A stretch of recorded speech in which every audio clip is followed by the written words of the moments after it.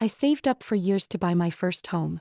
My parents convinced me to put it under their name for legal reasons. A year later, they gave it to my brother as a wedding gift. I didn't fight. Just walked away. 6 months later, they were calling nonstop because I stepped into the house expecting nothing more than a normal family dinner. My mom had texted me earlier that day, asking me to come home after work. We haven't seen you in a while. Let's have dinner together. It had been a long week and I almost said no, but something in me, habit, obligation, whatever was left of the version of me that used to prioritize family over myself, made me agree. I should have known something was off the second I walked through the door. There were balloons. A banner that read, "Congratulations, Daniel and Sophia." My brother and his fiancée sat at the dining table, practically glowing, their hands intertwined as they laughed with my parents. I froze, gripping the strap of my purse. What's all this? My mom turned, her face lighting up when she saw me. Rachel. Perfect timing. I looked between them, waiting for an explanation. My dad stood up, clapping Daniel on the back. We have big news. Daniel smirked, looking up at me like I should already know what he was about to say. I had a sudden sinking feeling in my stomach. We're giving them the house, my dad said, beaming. As a wedding gift. The words hit me like a physical blow. I blinked. You're what? My mom let out a small laugh like I had misheard them. Sweetheart, it just makes sense. Daniel and Sophia are starting their lives together, and they'll need a home of their own. I stared at them, my mind scrambling to process what was happening. Daniel's grin widened. Crazy, right? Sophia was so surprised. He turned to her, squeezing her hand. We thought we'd have to rent for a few years, but now we can start our marriage with something stable. Stable. I had spent years saving for that house. I had worked 2 jobs, sacrificed vacations, lived frugally just to afford it. And they were giving it away like it was nothing. I swallowed, my throat tight. That's my house. My dad sighed like I was being difficult. Rachel, you know that's not technically true. It's in our name. For legal reasons. That's what they had told me when I bought it. It'll protect you from liability, Rachel. It's just paperwork. Nothing will change. I had believed them. I had trusted them. And now here I was, watching them give it away like I had never existed. My fingers dug into the strap of my purse. I paid for it, I said, my voice quieter this time. Daniel rolled his eyes. Come on, Rach, don't be selfish. My head snapped toward him. Selfish? He was taking my home and I was the selfish one? Sophia, sitting beside him, tucked her hair behind her ear and gave me a soft, insincere smile. You know, Rachel, you're so independent. You'll be fine. That was always the excuse, wasn't it? I was independent. I was strong. I'd figure it out. Meanwhile, Daniel had always been the one who needed more. More support. More help. More of everything I had to work twice as hard for. I looked at my parents. You really think this is fair? My mom gave me that same placating smile. It's what's best for the family. Not our family. His. I let out a slow breath, pressing my lips together. I could fight. I could yell. But what would be the point? The house was in their name. Legally, they had every right to do this. And clearly, their minds were already made up. So I nodded once, swallowed every word I wanted to say, and walked out. I didn't pack. I didn't even go to my room. I just turned around, stepped back outside, and left it all behind. Let them have it. Let them drown in their own choices. Because one day I knew they would regret this. They just didn't know it yet. I didn't look back. I got into my car, started the engine, and drove away, gripping the wheel so tightly my knuckles ached. I didn't cry. I didn't scream. I didn't even let myself think too much, because if I did, I might have turned around and demanded they see how much they had taken from me. But I knew them. They wouldn't care.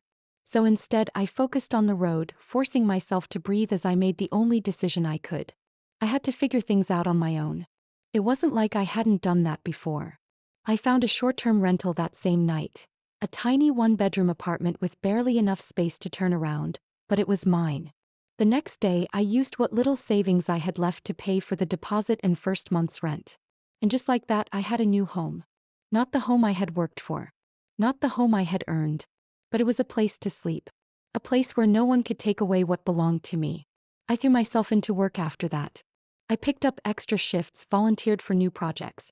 I climbed the corporate ladder faster than I ever had before, determined to make something for myself. Something that had nothing to do with them. And it paid off. 3 months later I got a promotion.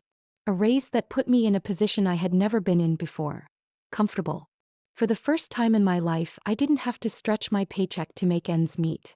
I wasn't covering anyone else's bills. Every dollar I earned was mine. And I was thriving. Meanwhile, my parents and Daniel had gone silent. They hadn't called. They hadn't texted. Not to check in. Not to ask how I was doing. It was as if I had never existed. Which should have been fine. I told myself it was fine. But there were little things that kept creeping into my mind. A coworker casually mentioning, "Hey, I saw your mom the other day. She looked a little off." A distant relative messaging me on Facebook asking, "Is everything okay with your family? Your dad seemed really tense last time I saw him." At first I brushed it off. They had gotten exactly what they wanted. They had their perfect plan. A house for Daniel, a future set up exactly the way they wanted it. They were fine. But the first real sign that something wasn't adding up came when I checked social media one night. Daniel and Sophia had been posting nonstop after they got the house. Pictures of their new life. Their newly furnished home. Posts about how grateful they were. How lucky they were to have such supportive parents. But then suddenly, nothing. Weeks of silence. The last photo was almost a month old. And then I saw it. A new picture of Daniel and Sophia at a restaurant. With a caption that made my stomach drop. Crazy how fast things change. There were no details. No explanation. Just those words, vague and ominous. I clicked into the comments, scanning for clues. One of Daniel's friends had commented, "Damn man.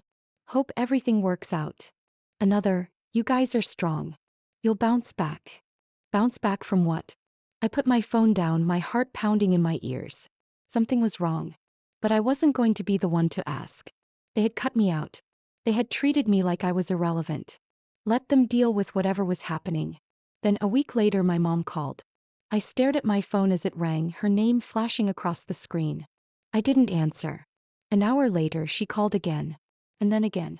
I let them all go to voicemail. The next morning my dad tried. Then Daniel. One by one they were all trying to reach me. And still I ignored them. Until finally I got a text that made me pause. From Daniel. "Daniel, I know you're pissed, but we need to talk. It's important."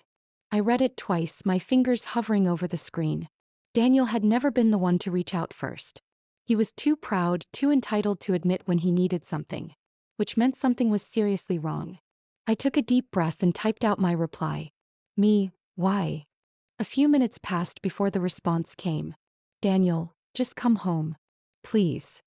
I stared at those words. Come home. Like I had a home to go back to. Like they hadn't taken it from me. I didn't reply. But for the first time since I left, I couldn't shake the feeling that their perfect little plan was falling apart. And I had no idea what was waiting for me on the other side. I didn't go to them right away. Even after Daniel's text, after the calls kept piling up, after my mother left me voicemail after voicemail in that soft, pleading tone she used when she wanted something, I stayed silent. For 6 months they had acted like I didn't exist. Now suddenly I was the first person they thought of. I didn't believe for a second that it was about making things right. They needed something. And I wasn't going to make it easy for them. But after 3 more days of constant messages, my curiosity got the better of me. I drove back to the house. Not because I missed it, not because I wanted to talk, but because I needed to see what exactly had gone wrong. The second I pulled up to the driveway, I knew it was bad. The lawn, which had always been perfectly maintained, was overgrown and patchy.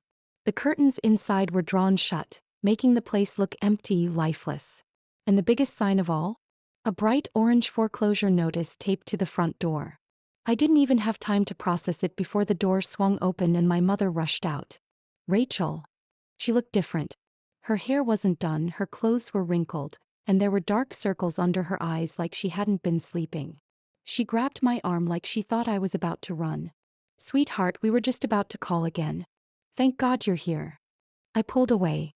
"What's going on?" She hesitated, but before she could answer, my dad stepped outside too, rubbing his forehead like he had the worst headache of his life. "We need your help," he muttered. I crossed my arms. "With what?" My mom glanced at my dad, then at Daniel, who had just appeared in the doorway behind them, arms crossed, looking annoyed.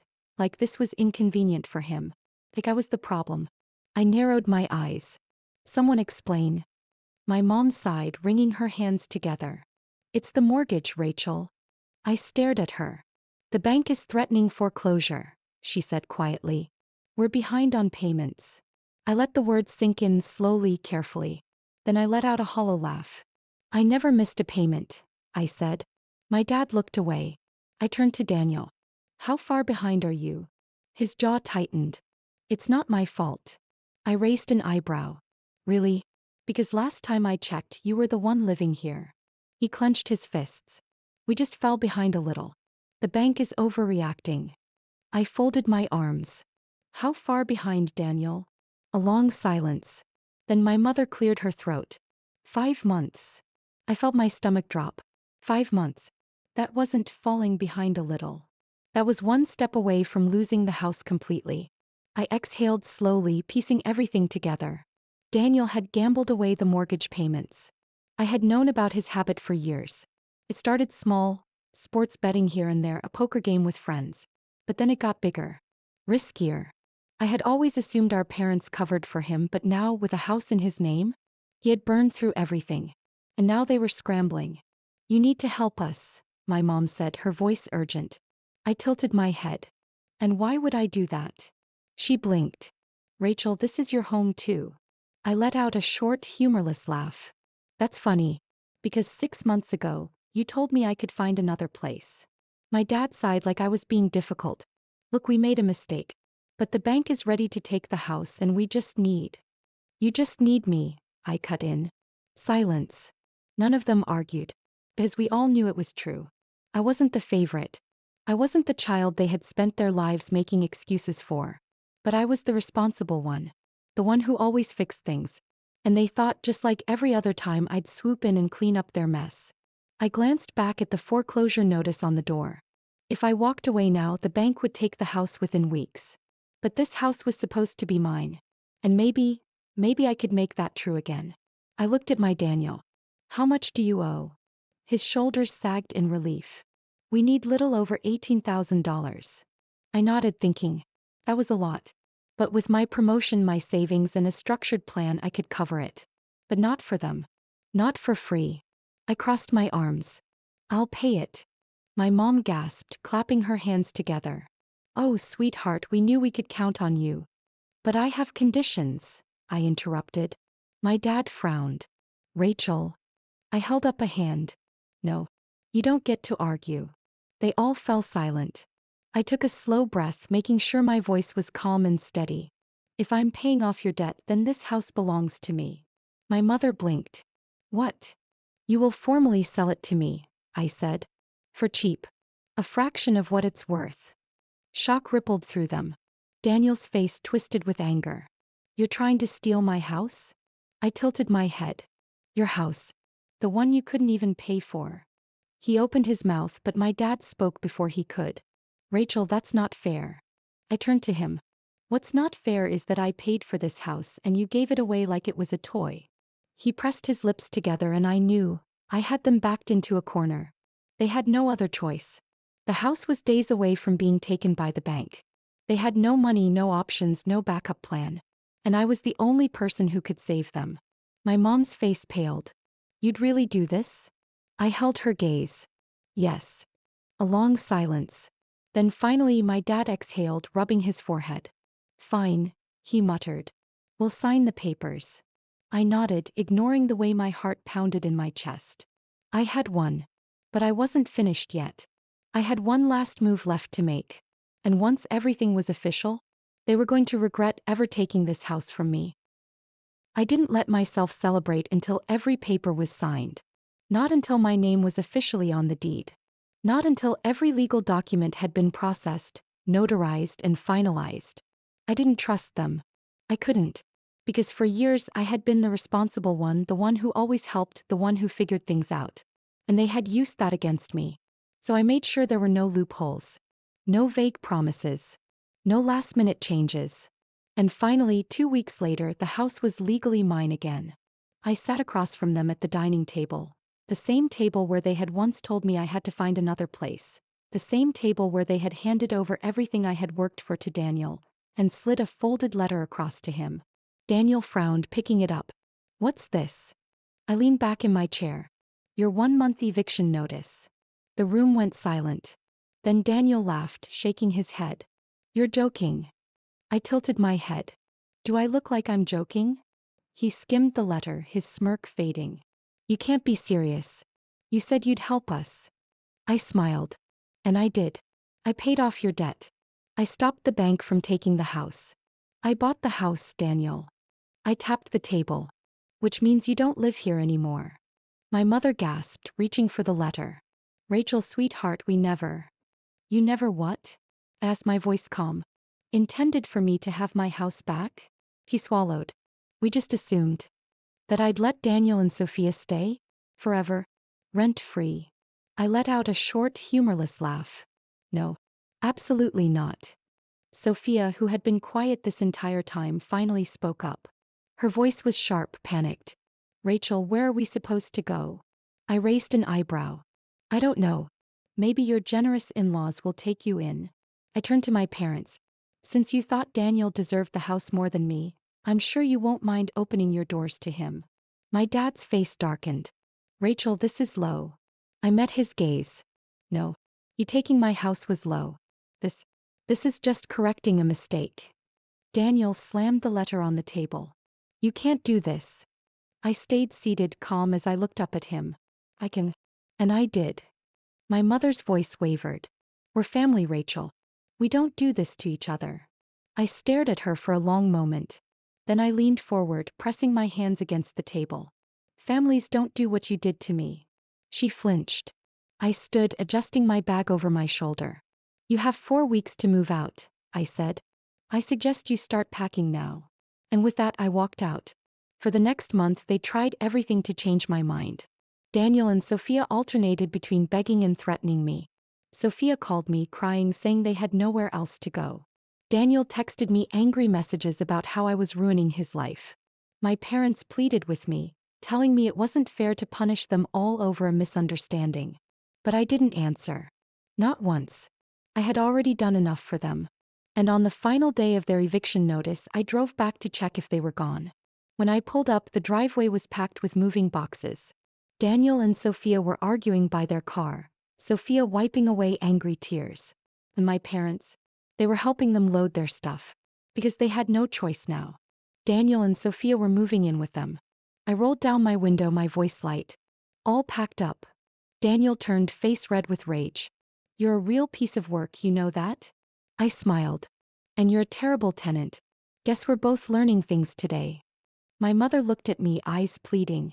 Rachel, please. Don't do this. I looked at her, expression unreadable. You told me I'd find another place, remember? She inhaled sharply. I put my car in park and got out, walking to the porch that was mine again. You made your choice, I said, crossing my arms. Now you get to live with it. Sophia muttered something under her breath, dragging her last suitcase to the car. Daniel stood there, glaring at me like he wanted to punch a hole in the wall. But there was nothing he could do. They were leaving. And I was staying. I stepped inside my house, finally my house, and shut the door behind me. No one could take this away from me again.